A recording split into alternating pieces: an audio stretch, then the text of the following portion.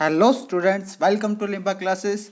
कैसे हो आप सब? आई होप आप सब अच्छे होंगे और अच्छे से स्टडी कर रहे होंगे। लॉकडाउन के टाइम का अच्छे से यूटिलाइजेशन कर रहे होंगे। तो इस वीडियो में हम बात करने वाले हैं महात्मा गांधी जी के बारे में।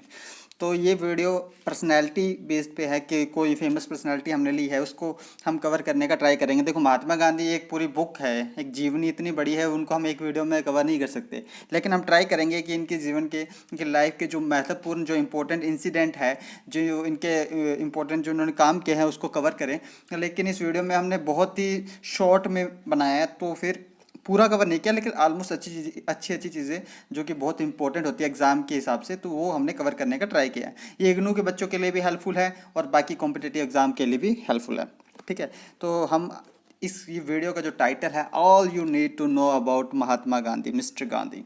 ओके, सो ये वीडियो बनाई जा रही है मेरे द्वारा। मेरा नाम है मोहित लिम्बा। अगर आपको कोई भी, आप हमारा मेंबरशिप प्रोग्राम ज्वाइन कर सकते हैं। अगर आपको कोई भी इंक्वायरी है तो आप मेरे को टेलीग्राम पे मैसेज कर सकते हैं। टेलीग्राम खोलोगे तो उधर लिखोगे मोहित लिम्बा 1, तो मेरी आईडी आ जाएगी। आप हमारे इग्नू के से रिलेटेड जो हमारे ग्रुप्स है, टेलीग्राम ग्रुप्स, उसे भी ज्वाइन कर सकते हैं, जो कि है इग्नू MAS सर्च करोगे आप अगर टेलीग्राम पे, या लिम्बा क्लासेस सर्च करोगे तो दोनों में हमारे ग्रुप्स आ जाएंगे। 2 ग्रुप्स हैं।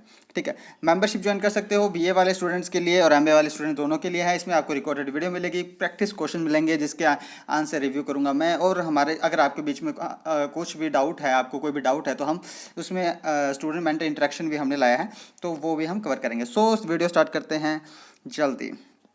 तो आपको पता है, जैसे महात्मा गांधी का जन्म हुआ था 2 अक्टूबर 1869 को, पोरबंदर, गुजरात में।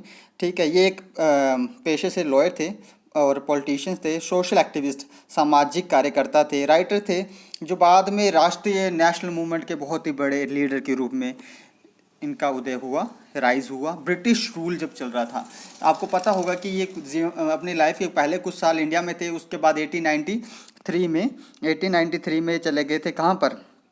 ये चले गए थे साउथ अफ्रीका। ठीक है, 1893 बहुत ही ज़्यादा इंपॉर्टेंट ईयर है। ठीक है, ये इंपॉर्टेंट क्यों है आपको बताता हूँ। इसमें 2 पर्सनैलिटी इंडिया से बाहर गई थी, 2 पर्सनैलिटी इंडिया में आई थी। जो बाहर गई थी कौन थे? एक तो हमारे गांधी जी थे, और दूसरा आप बताओ नाम, मैं कमेंट बॉक्स में बताना अगर बता सकते हो तो।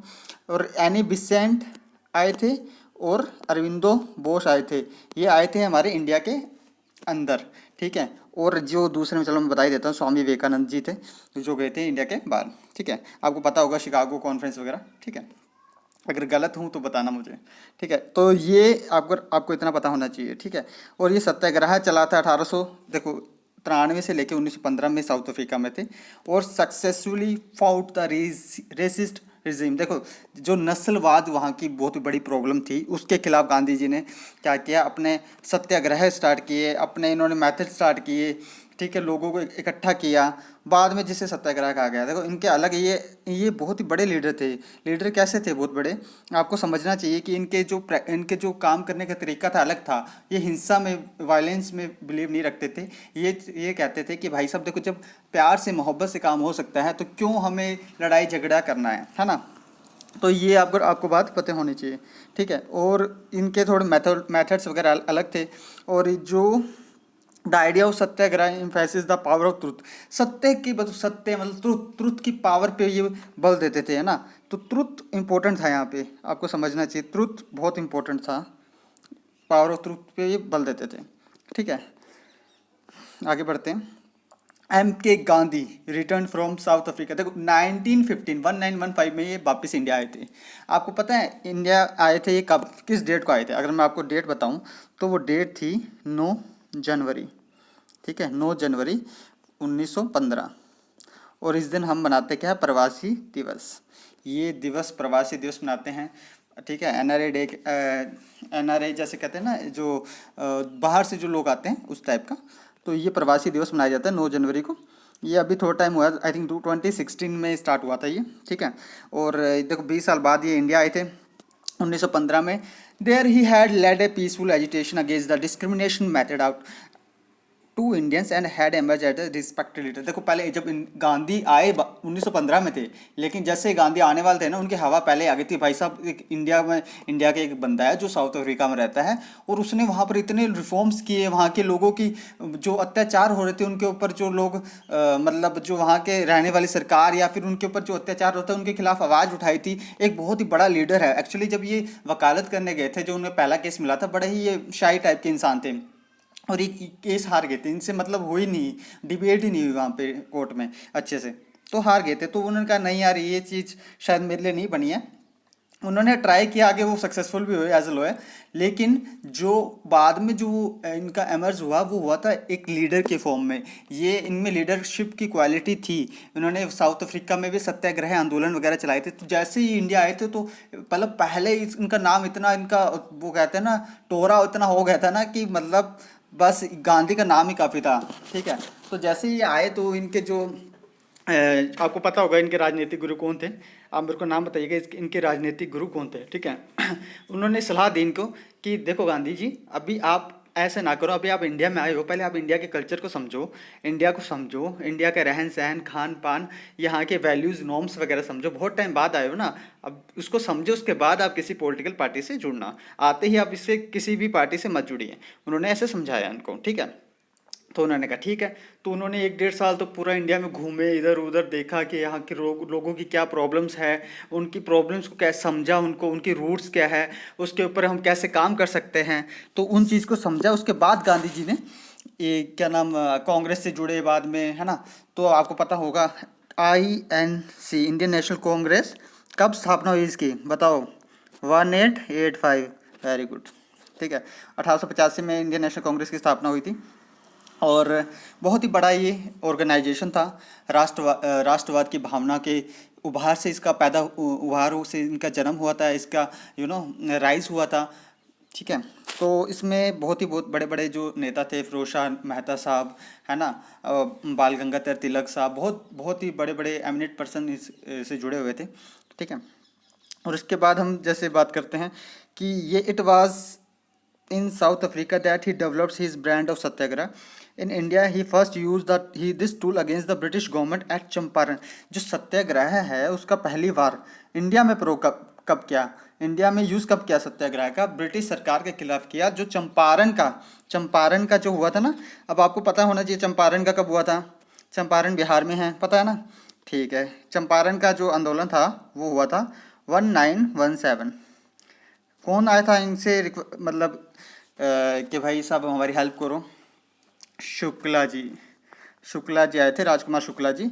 उन्होंने कहा था कि गांधी जी हमारी हेल्प कीजिए, हम पे बड़ा अत्याचार हो रहा है। 3 कट्ठिया प्रणाली स्टार्ट कर रखे हैं, 3/20 भाग पे हमारी लैंड पे हमें क्या करना पड़ता है, नील की खेती करनी पड़ती है, ज़बरदस्ती करनी पड़ती है, हमें इससे कोई बेनिफिट नहीं है, लेकिन हम पे बहुत ही ज़्यादा अत्याचार हो रहा था। उसके खिलाफ गांधी जी ने 1917 में चंपारण में सत्याग्रह का पहला प्रैक्टिस किया। ठीक है। बहुत इजी है, बहुत इजी है, बहुत ज़्यादा इजी है। समझ रहे हो ना? ये आपके इग्नू में, BA में भी और MA में सब जगह काम आएंगे। ठीक है। एक सेकेंड, क्या चक्कर है? ठीक है, आगे चलते हैं। कुछ टाइमलाइन है जो मैंने इसमें लिखा है। देखो 9 जनवरी 1915, जैसे मैंने आपको बताया था, जो इंडिया वापस लौटे थे गांधी जी। और उसके बाद 25 मई 1915 को उन्होंने क्या किया, फाउंडेड सत्याग्रह आश्रम अहमदाबाद के अंदर, एक सत्याग्रह आश्रम इन्होंने स्थापना की। 1917 में मैंने बताया चंपारण हुआ, 1917 में चंपारण हुआ, 18 में अहमदाबाद, और 18 में खेड़ा भी हुआ था। ठीक है। ये देखो लिखा है इसमें 1918 में एक अहमदाबाद मिल वर्कर्स वाला तो था ही, खेड़ा वाला भी था। ठीक है। और उसके बाद 1919 का साल बहुत ही ज़्यादा क्रूशियल ईयर है, क्योंकि ये बहुत इस साल बहुत सारी चीज़ें हुई। यहाँ पे जलियांवाला बाग जैसी मतलब हिंसक घटना भी हुई, जिसमें मतलब इतने लोगों को मारा गया। आप रिकॉर्ड में देखोगे तो कुछ संख्या मिलेगी आपको, कुछ नंबर्स मिलेंगे, लेकिन रियलिटी ऐसी थी कि उससे काफ़ी ज़्यादा लोग मरे थे वहाँ पर। वो वो सत्याग्रह अपनी मांगों के लिए इकट्ठा हुए थे, बड़े शांतिपूर्ण तरीके से, पीसफुल तरीके से इकट्ठा हुए थे कि भाई साहब हम अपनी डिमांड्स ऐसे रखेंगे। जो उनके नेता थे, किचलू साहब वगैरह भी थे वहाँ पर।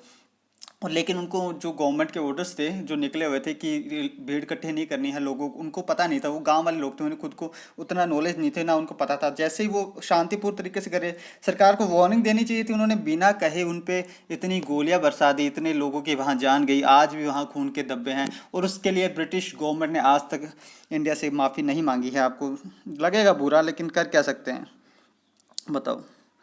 ऐसे ऐसी चीज़ें हो रही है समाज में। चलो आगे बढ़ते हैं। 8 अक्टूबर 1919 को वो young India, first issue of young India आया। ठीक है, first issue of young India आया गांधी जी की एडिटरशिप में। और उसके बाद 2021 में खिलाफत हुआ, नॉन कोऑपरेशन मूवमेंट हुआ। 1922 तक असहयोग आंदोलन जो चला था, नॉन कोऑपरेशन मूवमेंट, एनसीएम कहता हूँ मैं जिसे, आप भी एनसीएम समझिएगा। एनसीएम जब स्टार्ट हुआ तो गांधी जी ने क्या किया कि उस टाइम में खिलाफत का मुद्दा बड़ा चल रहा था। खिलाफत का मुद्दा मुस्लिम वालों के लिए बड़ा ही संवेदनशील मुद्दा था। तो गांधी जी ने क्या किया, एनसीएम और है ना खिलाफत को, दोनों को मिला दिया और इससे कहा कि हिंदू मुस्लिम यूनिटी बढ़ेगी, हिंदू मुस्लिम यूनिटी बढ़ेगी, इसलिए उन्होंने स्टार्ट किया। और लेकिन गांधी जी का जो मेन था ना, मेन जो एम था, कहते हैं हिंसा नहीं होनी चाहिए, वायलेशन नहीं होना चाहिए। वायलेशन तो होना ही नहीं चाहिए, हमें पीसफुल तरीके से हमें आज़ादी चाहिए, हमें पीसफुल तरीके से सब चाहिए। हम इतने ज़्यादा एजुकेटेड हैं, हम इतने ज़्यादा सहनशील हैं, हम इतने ज़्यादा कह सकते हैं कि देश से प्यार करते हैं कि बिना हिंसा के, बिना लड़ाई के, बिना झगड़े के, बिना खून खराबे के हम आज़ादी प्राप्त कर सकते हैं। लेकिन जब 1922 में चोरा चारी इंसिडेंट हुआ, चोरा चारी एक जगह है, कहाँ पर है बताओ, यूपी के अंदर है बिल्कुल। ठीक है, तो चोराचारी इंसिडेंट हुआ तो वहाँ पर पुलिस स्टेशन में आग लगा दी थी। जो राष्ट्रवादी कुछ लोग थे, कुछ गांव के किसान वगैरह, उन्होंने वहाँ पर, उसमें कुछ लोग मर गए थे।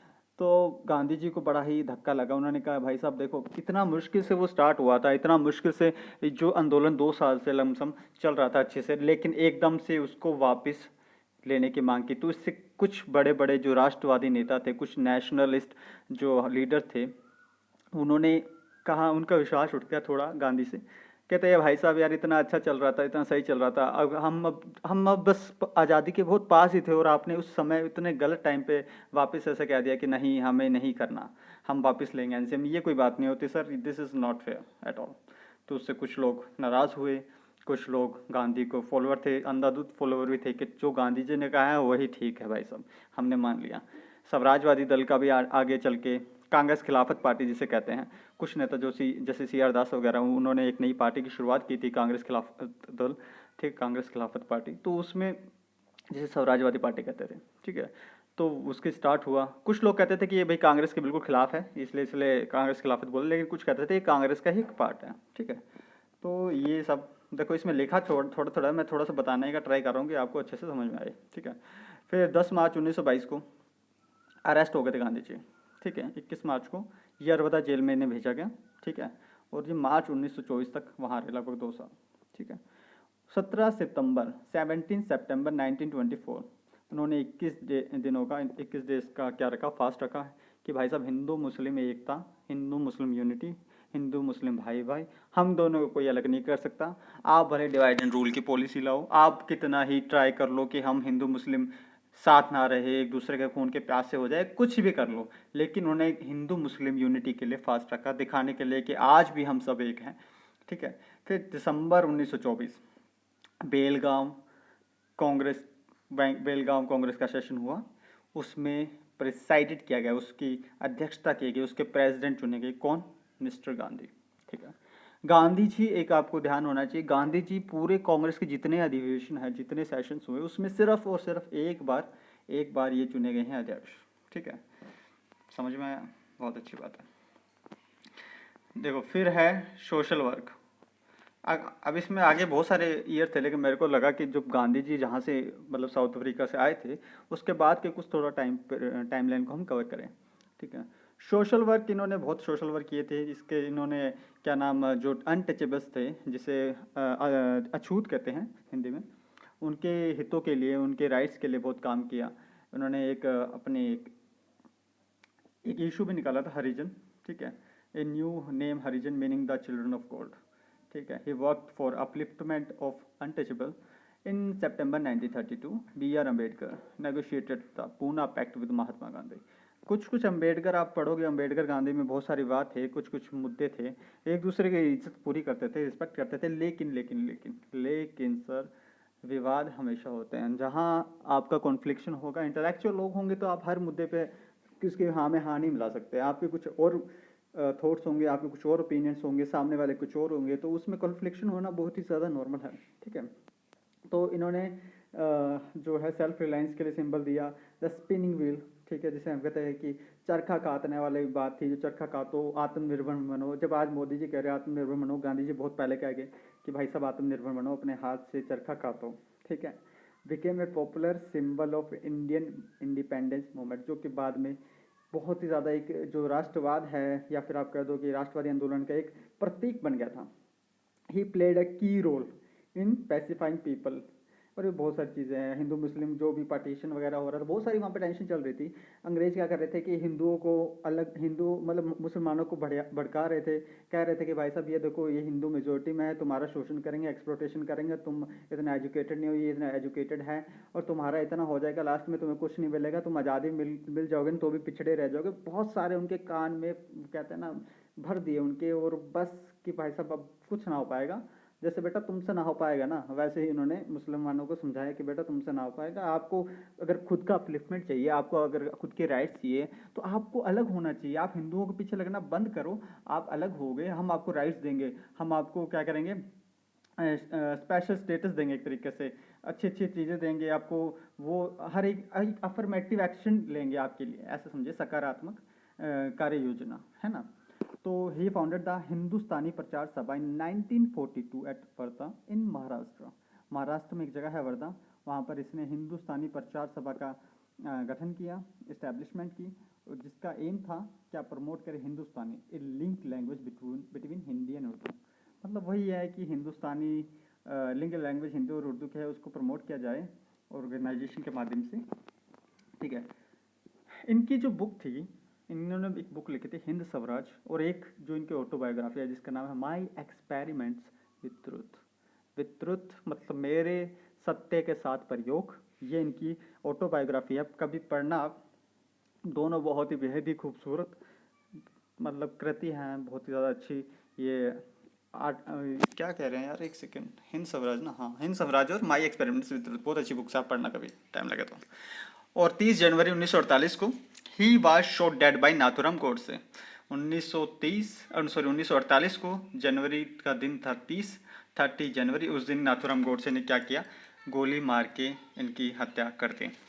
बाद में गांधी जी इस दुनिया में नहीं रहे।